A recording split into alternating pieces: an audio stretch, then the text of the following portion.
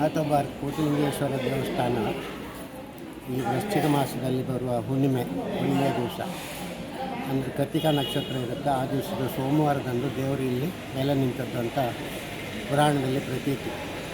ಈ ವರ್ಷ ಕಾಕತಾಳೀಯವಾಗಿ ಅದೇ ಮುಹೂರ್ತ ಸೋಮವಾರದಿಂದ ಕೃತಿಕಾ ನಕ್ಷತ್ರ ಹುಣ್ಣಿಮೆ ದಿವಸ ವರ್ಷ ಹಬ್ಬ ಬಂದಿದೆ. ಭಾರಿ ವಿಶೇಷದ ದಿನ.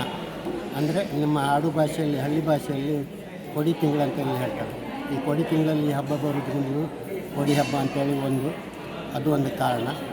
ಆಮೇಲೆ ಈ ದೇವಸ್ಥಾನದ ಚರಿತ್ರೆಯಲ್ಲಿ ಬಿದಿರು ಮಳೆಯ ಹತ್ತಿರದಲ್ಲಿ ದೇವರು ಸಿಕ್ಕಿದ್ದನ್ನೋ ಕಾರಣದಿಂದ ಬಿದಿರು ಕೊಡಿಯನ್ನು ರಥಕ್ಕೆ ಏರಿಸುವಂಥ ಒಂದು ಕ್ರಮ ಉಂಟು.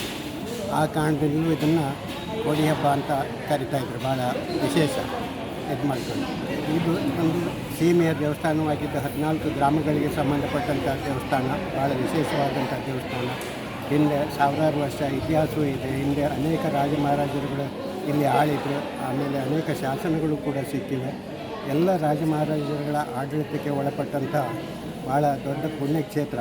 ದೇವರ ಆದಾಯ ದೃಷ್ಟಿಯಿಂದ ಇದು ಭಾಳ ದೊಡ್ಡ ದೇವಸ್ಥಾನ ಆಗ್ತಾ ಇದ್ದರೂ ಕೂಡ ಕ್ಷೇತ್ರದ ದೃಷ್ಟಿಯಿಂದ ಭಾಳ ಪುರಾತನವಾದಂಥ, ಅದಂತೂ ಶೈವರಿಗೂ ಶಿವನ ಆರಾಧನೆ ಮಾಡುವವರಿಗೆ ಇದು ಬಹಳ ಈ 2 ಜಿಲ್ಲೆಗಳಲ್ಲಿ ಅತ್ಯಂತ ದೊಡ್ಡದಾದಂಥ ಕ್ಷೇತ್ರ.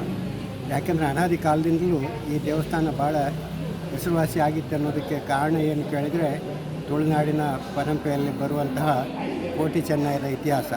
ಅದರಲ್ಲಿ ಪಾಡ್ದನದಲ್ಲಿಯೂ ಕೂಡ ಬರುತ್ತೆ. ಆ ಇಬ್ಬರು ಮಕ್ಕಳಿಗೆ ಯಾಕೆ ಹೆಸರಿಟ್ಟರು ಅಂದರೆ ಸುಳ್ಯದ ಚೆನ್ನಕೇಶವ ದೇವರ ಹೆಸರಿನಲ್ಲಿ ಚೆನ್ನ ಅಂತಲೂ, ಆಮೇಲೆ ಕೋಟೇಶ್ವರದ ಕೋಟಿಲಿಂಗೇಶ್ವರ ದೇವರ ಹೆಸರಿನಲ್ಲಿ ಕೋಟಿ ಅಂತಲೂ ಹೆಸರು, ಕೋಟಿ ಚೆನ್ನಯ್ಯ ಅಂತ ಹೆಸರು ಬರಲಿಕ್ಕೆ ಕಾರಣ.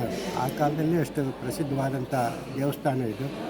ಆಮೇಲೆ ಜನಜೀವನದ ಮಧ್ಯೆ ಇದು ಬೆಸೆದು ಕೊಟ್ಟಂಥ ದೇವಸ್ಥಾನ. ಅಂದರೆ ಒಂದು 50 ವರ್ಷಗಳ ಹಿಂದಿನ ಹಬ್ಬ ಅಂತ ಹೇಳಿದರೆ ಇಡೀ ಕುಂದಾಪುರ ತಾಲೂಕಿನ ಅಥವಾ ಈಗ ಬೈಂದೂರು ತಾಲೂಕು, ಬ್ರಹ್ಮವರ ಅಂತ ಕರೆಯುವ ಬೇರೆ ತಾಲೂಕುಗಳಾಗಿದ್ದರೂ ಕೂಡ ಎಲ್ಲರೂ ಈ ಕೃಷಿ ಕಾರ್ಯಗಳು ಮುಗಿದ ನಂತರ ಅದನ್ನು ವಿನಿಮಯ ಮಾಡಿಕೊಂಡು ಆ ಹಣದಲ್ಲಿ ತಮ್ಮ ವರ್ಷದ ಎಲ್ಲ ವಸ್ತುಗಳನ್ನು ಇಲ್ಲಿ ಕೊಂಡು ಹೋಗುವಂಥ ಅತಿ ದೊಡ್ಡ ಜಾತ್ರೆ. ಪ್ರತಿಯೊಂದು ಸಾಮಾನ್ಯ ಸರಂಜಾಮುಗಳು ಈ ರಥ ಬದಿಯಲ್ಲಿ ಆ ಕಾಲದಲ್ಲಿ ದೊರೀತಾ ಇದ್ದರು.